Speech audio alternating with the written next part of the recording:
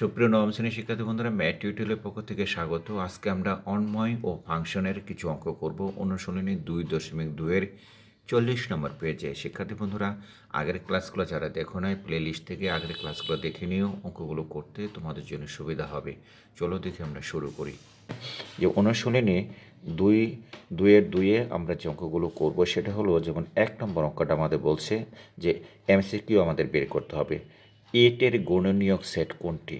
তাহলে 8-এর গুণনীয়ক সেট কোনটি, তার মানে আমরা 8-এর কী করব, গুণনীয়ক বের করব। 8-এর গুণনীয়ক কীভাবে বের করব? 8কে যে সংখ্যাগুলো দিয়ে ভাগ যায়, অর্থাৎ আমরা 8কে যদি আমরা এভাবে লসাগু আকারে বের করি, গুণনীয়ক বের করি, তাহলে কয় দিয়ে ভাগ যাবে? যেমন 2 দিয়ে গেলো, তারপর 2 দিয়ে গেলো, তারপরে আবার কী হলো, 2 দিয়ে যাবে। শিক্ষার্থী বন্ধুরা, তার মানে 8কে আমরা কী দিয়ে ভাগ দিতে পারি? 8কে আমরা 1 দিয়ে ভাগ করতে পারি, 8কে আমরা 2 দিয়ে ভাগ করতে পারি, এই দুইটা গুণ করলে এই 4 দিয়ে ভাগ করতে পারি, এবং 4 দুগুণে আবার এই 4 দুগুণে 2 আমরা কী করতে পারি? 2 দিয়ে ভাগ করতে পারি। অর্থাৎ আমরা কী করতে পারি? 1 দিয়ে ভাগ করতে পারি, 2 দিয়ে করতে পারি, 4 দিয়ে করতে পারি, আবার 8 দিয়ে করতে পারি। শিক্ষার্থী বন্ধুরা, তার মানে আমাদের 8-এর গুণনীয়কগুলো আমরা কী পেলাম? আমাদের বলছিল 8-এর গুণনীয়ক সেট কোনটি। তাহলে 8-এর গুণনীয়ক সেট কিন্তু আমাদের হলো, আমাদের এখান থেকে যেটা দেখলাম সেটা হলো 8-এর গুণনীয়ক সেট হলো আমাদের 8 খ নাম্বার। আশা করি এতটুকু বুঝতে পেরেছ। তো চলো দেখি আমরা কী করি। 2 নম্বরটা করি। আমাদের এখানে বলছে সেট সি হইতে সেট বি এর একটি সম্পর্ক আর হলে নিচের কোনটি সঠিক। অর্থাৎ আর সম্পর্ক বলতে আমরা কি বুঝি? রিলেশন বুঝি। আমরা আগের ক্লাসগুলোতে বুঝিয়েছি রিলেশন কী জিনিস। তো শিক্ষার্থী বন্ধুরা, যদি আমরা এতটুকু বুঝি, সেট সি হইতে সেট বি এই রিলেশন করতে হলে আমাদের কী করতে হবে? ক্রোমোজোমের আকারে বের করতে হবে, 1 ক্রস বি আকারে। অর্থাৎ সি আমাদের এখানে কি আছে? সি আছে আর বি আছে। তাহলে আমরা কী করব?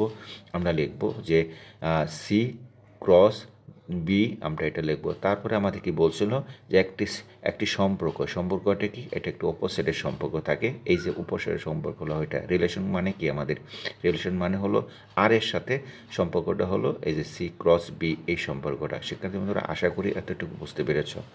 তারপরে আমাদের 3 নম্বরটা কি বলছে দেখো। 3 নম্বর বলছে সেট এ 1 2 এবং সেট বি হচ্ছে 2 5 হলে power set of A intersection B এর সদস্য সংখ্যা নিচের কোনটি। শিক্ষার্থী বন্ধুরা, আগের ক্লাসগুলোতে আমরা পাওয়ার সেট কী জিনিস সেটা আমরা শিখেছিলাম। তার আগে আমরা শিখেছিলাম ইন্টারসেকশন কী সেটা জিনিস। ইন্টারসেকশন হলো যে দুইটা সেটের ভিতরে কমন জিনিসটা থাকবে। তাহলে এই জায়গায় দেখো, লক্ষণীয় বিষয় হলো এখানে কিন্তু কমন কী কী আছে। এই জায়গায় দুইটা সেটের ভিতরে কমন কিন্তু আছে। কী আছে? কমন আছে আমাদের, কিন্তু এ কমন আছে। কাজে আমরা কি লিখতে পারি? আমরা এ ইন্টারসেকশন বি যদি আগে বের করি, তাহলে আমরা কী লিখব? এখান থেকে দেখো 1, 2 ইন্টারসেকশন, আবার কি কমা ছিল? 2, আমাদের 5 ছিল। শিক্ষার্থী বন্ধুরা, তাই এই দুইটাতে কমন কী থাকে? 2 থাকে। তার মানে কমনটা 2টাই নিব। তার মানে কি এ ইন্টারসেকশন বি, এটা এখানে কয়টা সংখ্যা আছে? একটা সংখ্যা আছে। যদি একটা সংখ্যা হয়ে থাকে, তাহলে আমাদের পাওয়ার সেট বের করার সময় P of A intersection B আমরা কী করবো? তার টু দি পাওয়ার এন থাকে। এনের ভিতরে আমরা কি তার এলিমেন্ট কয়টা আছে সেটা বসাবো। শিক্ষার্থী বন্ধুরা, এলিমেন্ট হলো আমাদের এখানে করে একটা, তার মানে টু দি পাওয়ার 1 সমান সংখ্যা 2। অর্থাৎ আমাদের এই উত্তর কিন্তু হলো আমাদের এটা খ। তার মানে আমরা কী করলাম? এর উত্তরটা আমরা খটা পেয়ে গেলাম। আশা করি এতটুকু বুঝতে পেরেছ। চলো দেখি আমরা তাহলে পরের 4 নম্বর অঙ্কটা করি। 4 নম্বর অঙ্কটা আমাদের এখানে কি বলছে দেখো। 4 নম্বর অঙ্কটা হলো, এখানে বলছে নিচের কোনটি x valence two natural number such that 13 smaller then x smaller দেন 17 এবং এক্স একটি মৌলিক সংখ্যা। এই সেটটিকে তালিকা পদ্ধতিতে প্রকাশ করতে বলছে। শিক্ষার্থী বন্ধুরা, এখানে কিন্তু এই অংশটা কিন্তু আমাদের কিন্তু সেট গঠন পদ্ধতিতে আছে। অর্থাৎ একটা বাউন্ডারির ভিতরে আসছে, একটা শর্ত দিয়ে আছে। এক্সের ভ্যালুটা সবসময় ন্যাচারাল নাম্বার মানে স্বাভাবিক সংখ্যা। 1 2 3 5 0 1 2 3 5 7 এরকম হবে। তাহলে এন এম ভ্যালুটা কী হবে? 0 হবে, 1 হবে, 2 হবে, 3 হবে, 4 হবে, এরকম হবে। তো আমাদের এই ভ্যালুটার কী থাকবে? 13 এবং 17-এর ভিতরে কী করতে হবে? এমন একটা সংখ্যা বের করতে হবে যা 13 হবে এবং 13-এর চেয়ে ছোটো হবে, এবং 17 হবে এবং 17-এর ভিতরে ছোটো হবে, এবং এর ভিতরে মৌলিক সংখ্যা কী করতে হবে? মৌলিক সংখ্যা বের করতে হবে। এখন তোমার প্রশ্ন হলো, মৌলিক সংখ্যা কী? মৌলিক সংখ্যার সংখ্যা আমরা বলছিলাম, মৌলিক সংখ্যা হলো যে সংখ্যাকে আমরা কী করতে পারি? 1 দিয়ে এবং ওই সংখ্যা দিয়ে কী করতে পারি? ভাগ করতে পারি। তাহলে দেখো 13-র পরে মৌলিক সংখ্যাটা আমাদের কী আছে? 13-র পরে কোনো মৌলিক সংখ্যা আছে কিনা? 13 আমরা লিখলাম, তারপর 14 লিখলাম, তারপর 15 লিখলাম, তারপরে 16, তারপরে 17। তাহলে এই যে দুইটা সংখ্যা আছে এর ভিতরে আমাদের কী কী মৌলিক সংখ্যা আছে এটা আমরা দেখব। শিক্ষার্থী বন্ধুরা, আমরা এখানে লক্ষণীয় বিষয় হলো যে এখানে আমরা যে জিনিসটা পেলাম সেটা হলো যে 17-এর নিচে, অর্থাৎ আমাদের বলছে 17 বলে নাই, 17 আমাদের বলে নাই, 17-এর নিচে বলছে। তারপর 17-এর নিচে হবে, অর্থাৎ 17-এর চেয়ে কম হবে। এর ভিতরে দেখো যে আমাদের 13 বলছে যে 13 থেকে উপরে হবে। কোথায় থেকে হবে? 13 থেকে উপরে হবে, 17 থেকে নিচে হবে। অর্থাৎ আমাদের হবে কোথা থেকে? আমাদের হবে 14 থেকে হবে। 16-এর ভিতরে কোনো মৌলিক সংখ্যা আছে কি না।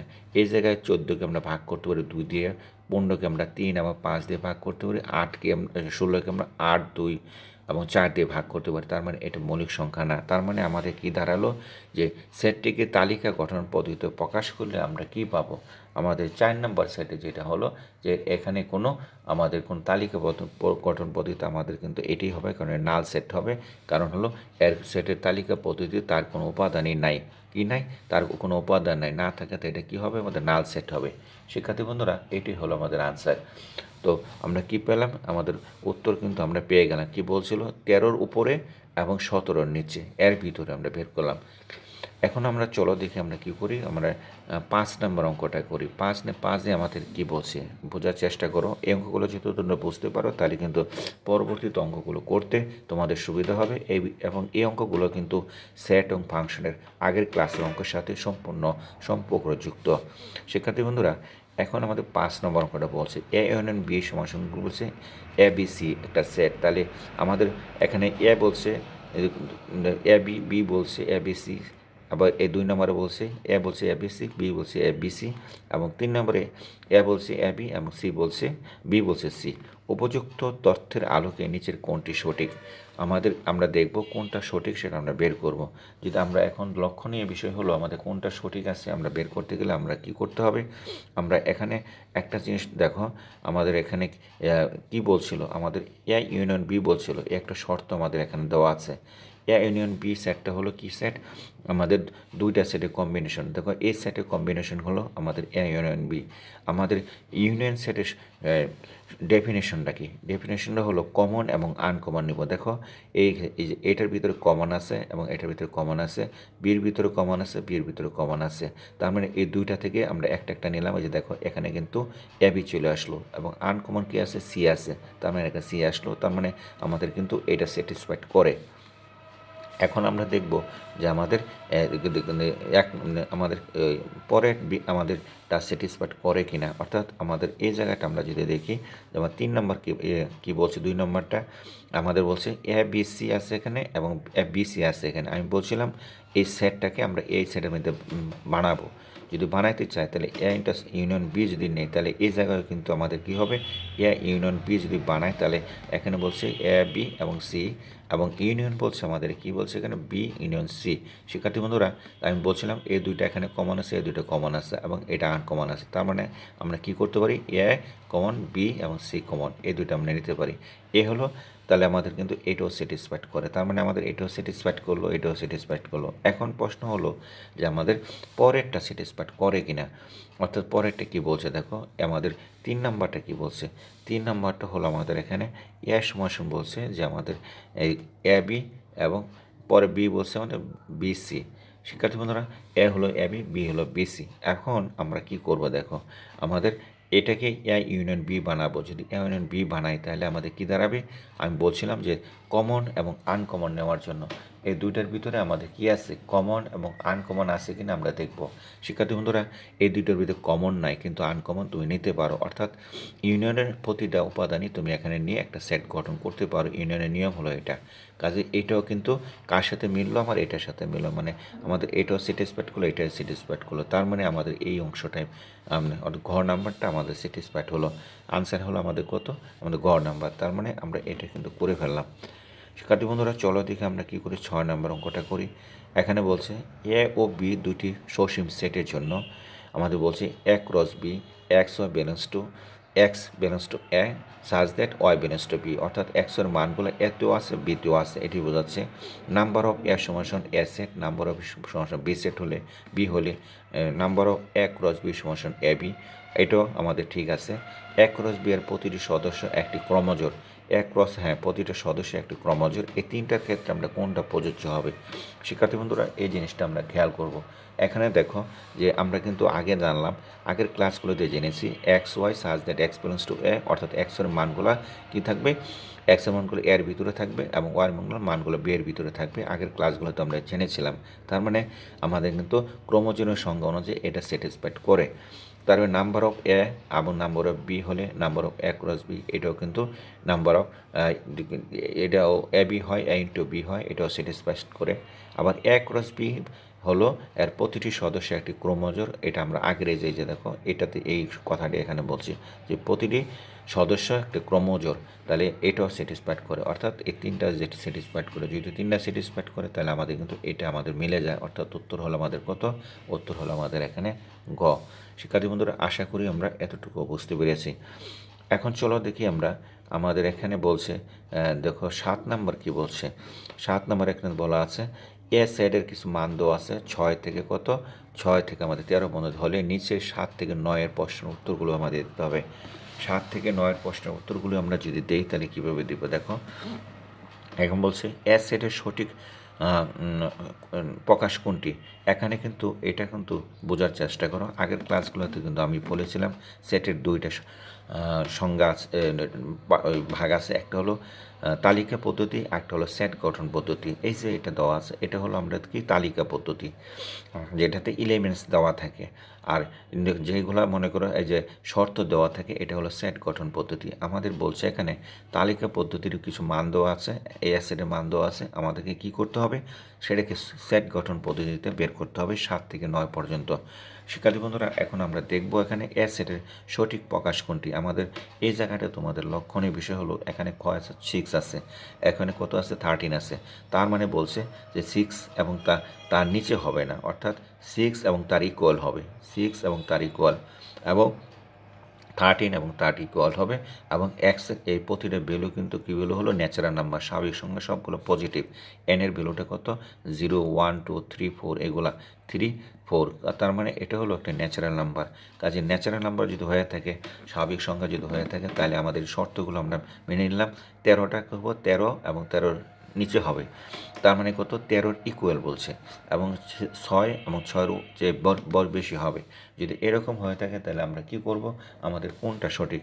এখানে দেখো আমি তোমাদেরকে বলছিলাম যে এই যে এক্স ব্যালেন্স ন্যাচারাল নাম্বার, এখানে কিন্তু ইকুয়াল চিহ্ন একটাতেও নাই, তার মানে এটা আমাদের হবে না।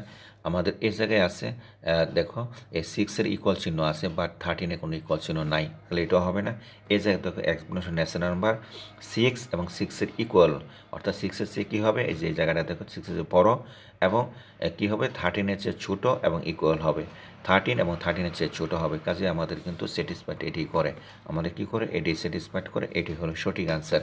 আর এটা সঠিক আনসার না, যেমন এটা সঠিক না। শিক্ষার্থী বন্ধুরা কেন সঠিক না, দেখো এখানে কোনো ইকুয়াল নাই, তাহলে এটাও সঠিক না, এটাও সঠিক না, এটাও সঠিক না। আশা করি তোমরা এতটুকু বুঝতে পেরেছ। যদি এতটুকু বুঝে থাকো চলো দেখি আমাদের পরের অঙ্কটা করি। শিক্ষার্থী বন্ধুরা আমার চ্যানেলের প্রতিটা অঙ্কই আমি এখানে করে দেওয়ার চেষ্টা করছি, তোমরা আমার চ্যানেলটাকে ফলো করো এবং এটাকে শেয়ার করো, কারণ তোমার তো একটা শেয়ার অন্যকে ভিডিও দেখতে এবং অঙ্কগুলো বুঝতে সহযোগিতা করবে।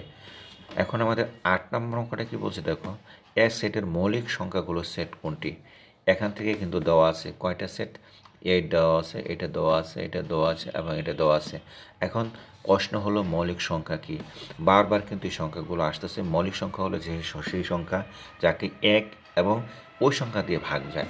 তুমি দেখো এই যে মৌলিক সংখ্যা হলো সেই সংখ্যা যাকে 1 এবং সেই সংখ্যা দিয়ে ভাগ যায়। এই যে 1-এ কিন্তু ভাগ দা 2 দিয়ে, এখানে 8 দিয়ে দা, এটা একটা জোর, এটা মৌলিক সংখ্যা না। এই যে এখানে কিন্তু এই 9কে কিন্তু 9 মৌলিক সংখ্যা না, কারণ 9কে আমরা 3 দিয়ে ভাগ যা, কাজে এটাও মৌলিক সংখ্যা না। এবং 7কে আমরা 7 দিয়ে ভাগ করি, 1 দিয়ে ভাগ করতে পারি, আমার এই 11কে 11 দিয়ে আমরা 1 দিয়ে ভাগ করতে পারি, এবং এটা মৌলিক সংখ্যা। শিক্ষার্থী বন্ধুরা মৌলিক সংখ্যা কিন্তু এটা, এবং 9কে এবং 12কে আমরা 3 দিয়ে ভাগ করতে পারি, এটা মৌলিক সংখ্যা না। তার মানে হলো এটি হলো মৌলিক সংখ্যা। আশা করি এতটুকু তোমরা বুঝতে পেরেছ। তার মৌলিক সংখ্যার ডেফিনেশনটা আমরা পেয়ে গেলাম কি, মৌলিক সংখ্যা হলো সেই সংখ্যা যাকে 1 এবং নিজেকে দিয়ে ভাগ যায়। 7কে আমরা 7 দিয়ে ভাগ করতে পারি, বাট 1 দিয়ে ভাগ করতে পারি, আর আর কিছু দিয়ে আমরা ভাগ করতে পারি না। শিক্ষার্থী বন্ধুরা, এতটুকুতে আমার মনে হয় তোমাদের কোনো কনফিউশন নেই। চলো দেখি আমরা তার পরের অঙ্কটা আমরা করি। পরের অঙ্কটা আমাদের কী বলছে দেখো। পরের অঙ্কটা আমাদের বলছে কিন্তু এখানে বলছে এ সেটের 3-এর গুণিতক সেট কোনটি, অর্থাৎ 3-এর পরে 3 দিয়ে যে সংখ্যাগুলো ভাগ যাবে সেই সংখ্যাগুলো বের করতে হবে। তাহলে 3কে আমরা 6 এবং 9 দিয়ে ভাগ যা, 6 11 দিয়ে ভাগ যা, 9 12 দিয়ে ভাগ যা, 3কে ভাগ করতে হলে 6 9 12 এর ভাগ করা যা। শিক্ষার্থী বন্ধুরা, এখানে লক্ষণীয় বিষয় হলো এইটাও আমাদের কিন্তু নিতে পারি, কারণ এটাকে আমরা কী করতে 3 দিয়ে ভাগ দিতে পারি, এটা আমরা নিতে পারি না, কারণ 11কে 3 দিয়ে ভাগ করতে পারি না। এইটাও আমরা নিতে পারি, কিন্তু এটা 3 দিয়ে ভাগ দেয় আমরা এটাও নিতে পারি। এখন লক্ষণীয় বিষয় হলো এই দুইটার সংখ্যা কিন্তু সমান, কম 2টা করে এলিমেন্টস আছে, কিন্তু এখানে 3টা এলিমেন্টস আছে। যেহেতু এখানে 3টা এলিমেন্টস আছে, এই কারণে আমরা এটাই নেব। আশা করি এতটুকু তোমাদের বুঝতে কোনো অসুবিধা হয় নাই।